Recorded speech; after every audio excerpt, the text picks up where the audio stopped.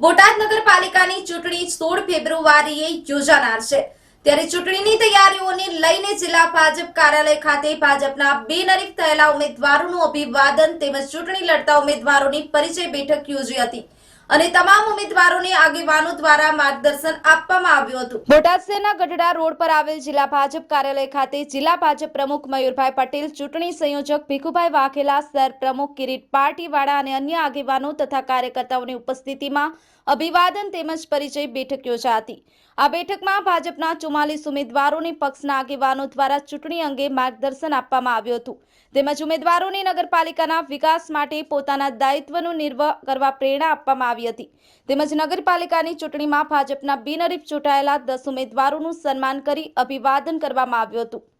બોટાદ જિલ્લા ભાજપ પ્રમુખ મયુરભાઈ પટેલે જણાવ્યું હતું કે બોટાદ નગરપાલિકાની ચૂંટણીમાં કોંગ્રેસ અને આમ આદમી પાર્ટીને પૂરતા ઉમેદવારો મળ્યા નથી અને ચૂંટણીથી ભાગી રહ્યા છે તેમજ એક પરિવારના લોકોને 3 જગ્યાએ ચૂંટણી લડવા મજબૂર થયા છે। ત્યારે બોટાદ નગરપાલિકાની ચૂંટણીમાં 10 બેઠકો પર ભાજપના ઉમેદવારો બિનહરીફ થયા છે અને નગરપાલિકાની 44 બેઠકો પર ભાજપના ઉમેદવારોની જીત થવાનો વિશ્વાસ વ્યક્ત કર્યો હતો।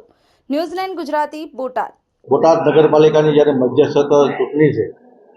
ત્યારે જે બોટાદ નગરપાલિકાની અંદર ભારતીય જનતા પાર્ટીના 10 ઉમેદવારો જે બિનહરીફ થયા ત્યારે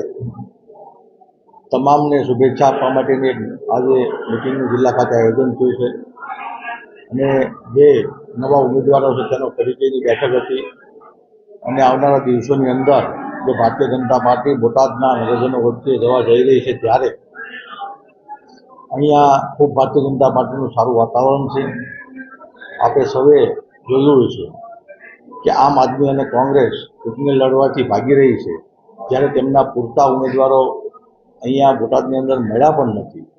એક પરિવારના 3 સભ્યો જ્યારે લડતા હોય ત્યારે ભારતીય જનતા પાર્ટીના આગામી દિવસોની અંદર 11 વોર્ડની અંદર 44 બેઠક છે એ ભારતીય જનતા પાર્ટી જીતવા જઈ રહી છે। આજરોજ બોટાદ જિલ્લા કાર્યાલય ખાતે બોટાદ નગરપાલિકા ચૂંટણી અંતર્ગત આજે તમામ બોટાદના 44 ઉમેદવારો જેઓ 10 બિનહરીફ થયા છે તે પણ અને એમની સાથે બીજા જે ચૂંટણી લડવાના છે એ તમામ ઉમેદવારોનો પરિચય અને સાથોસાથ અમારા બોટાદ જિલ્લાના ચૂંટણીલક્ષી જે પ્રભારી તરીકે અહીંયા નિમણૂક થઈ છે એવા મુકેશભાઈ લંગાળિયા, બોટાદ જિલ્લાના ભારતીય જનતા પાર્ટીના અધ્યક્ષ માન્ય મયુરભાઈ, તેમજ ગજ્જમભાઈ અને અમારા બોટાદ શહેરના અધ્યક્ષ માન્ય કિરીટભાઈ, તમામ અમારા ભારતીય જનતા પાર્ટીના આગેવાનો અને કાર્યકર્તાઓ દ્વારા આજે તેઓનો પરિચય થયો તમામ ઉમેદવારશ્રીઓનો અને સાથોસાથ એમને આગામી ચૂંટણીલક્ષી માર્ગદર્શન આપવામાં આવ્યું કે ભારતીય જનતા પાર્ટી કઈ રીતે પ્રચાર પ્રસાર કરશે અને દરેક વિસ્તારમાં જઈ અને દરેક ઘર સુધી કઈ રીતે સંપર્ક કરશે અને સંપર્ક કરી અને ભારતીય જનતા પાર્ટી ખૂબ જંગી બહુમતીથી વિજય થાય એ માટે આજે આપણે આગામી દિવસોમાં શું કરવું એના માટેનું આજે માર્ગદર્શન આપવામાં આવ્યું।